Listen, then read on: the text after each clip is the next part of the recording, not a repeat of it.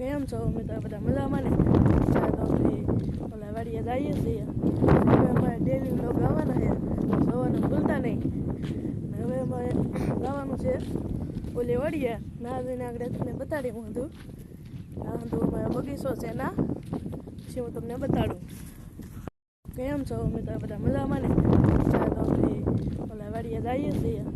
હવે અમારે daily vlog આવવાના છે, જોવાનું ભૂલતા નહીં.